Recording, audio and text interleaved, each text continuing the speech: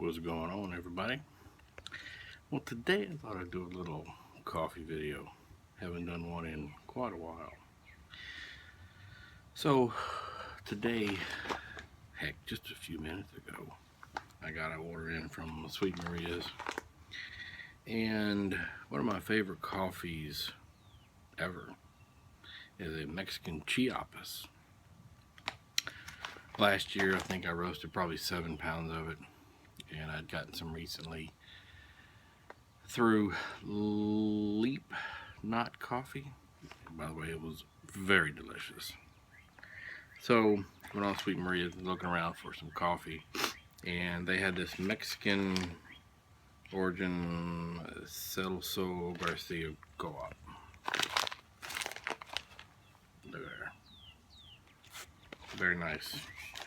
And I also picked up quite a few Papua New Guinea blends. And Papua New Guinea, for me, the ones I've had have been extremely sweet. And I found those to be an excellent blending bean. So today, and on this order, I think I have 3 different varietals. This is a Papua New Guinea Kenatu Boca farm. There you go. So we're going to roast these up, and I'll show you my process here a little bit. So next shot. Here's my little get up. This is a Dr. Pepper. Must have refreshments.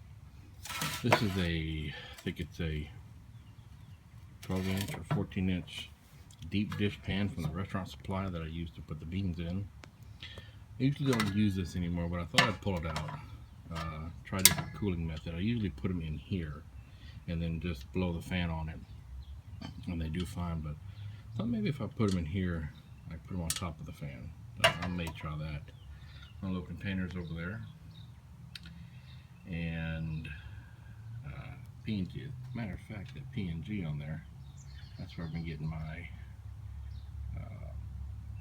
Papua New Guinea district roasters.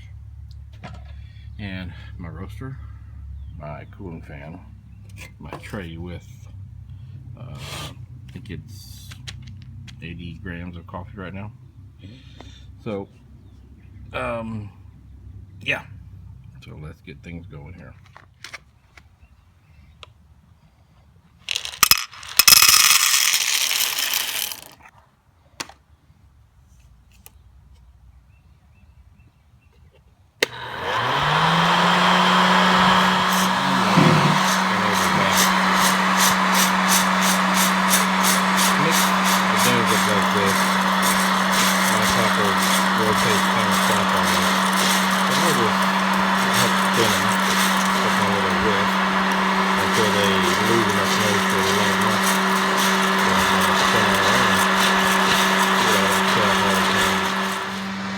So the reason I'm doing this Papua New Guinea first is that I have my popper is cold, and the Mexican says that it is good for espresso. So if it goes a little bit farther, a little bit quicker, that would be okay with me because it is good for espresso. Oh yeah, boy, this you just hear the cracks? Yeah, hear the first cracking?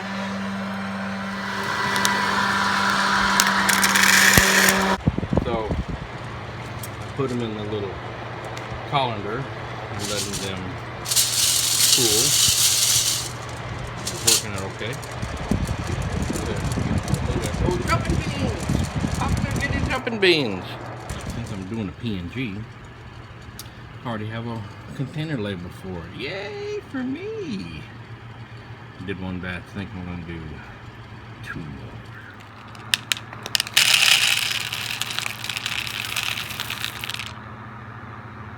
Good. Sometimes I do this too.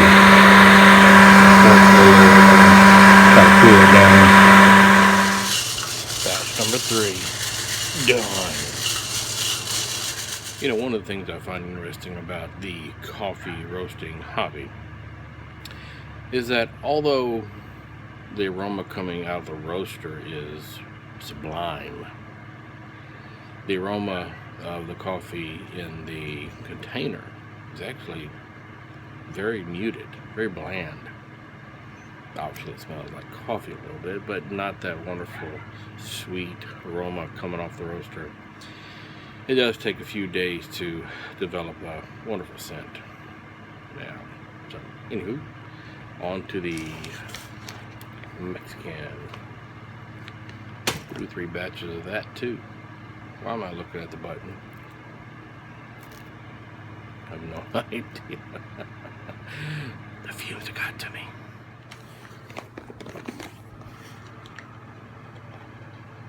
Oops. Come on, 80. Come on, 80. Mexican roast one. Oops.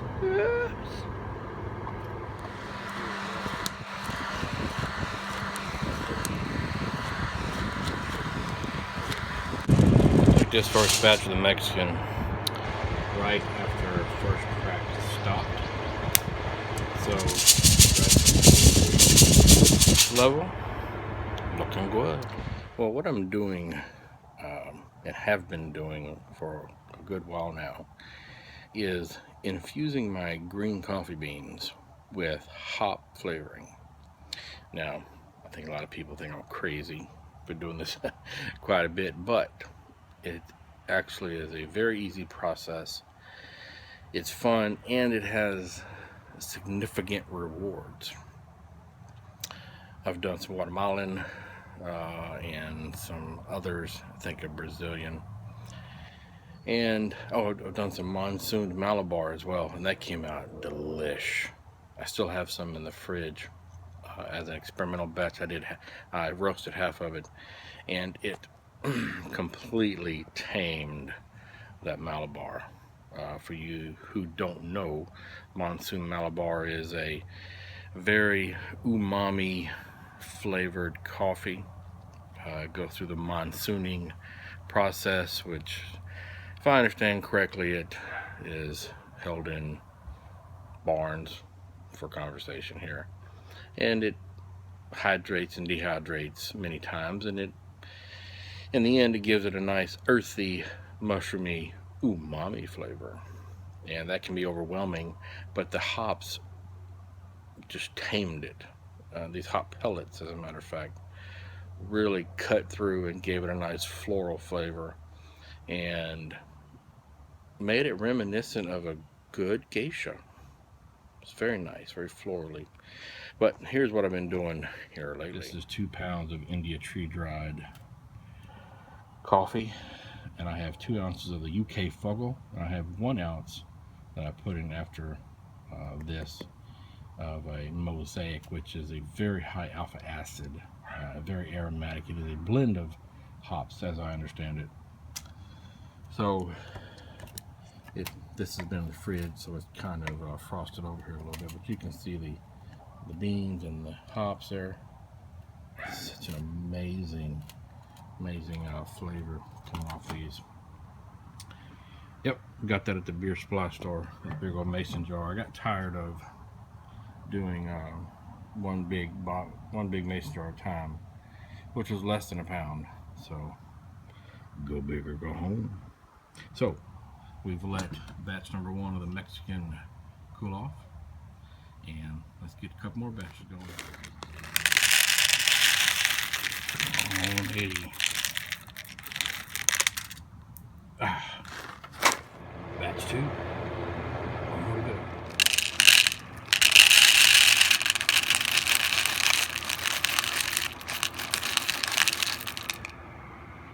Got it.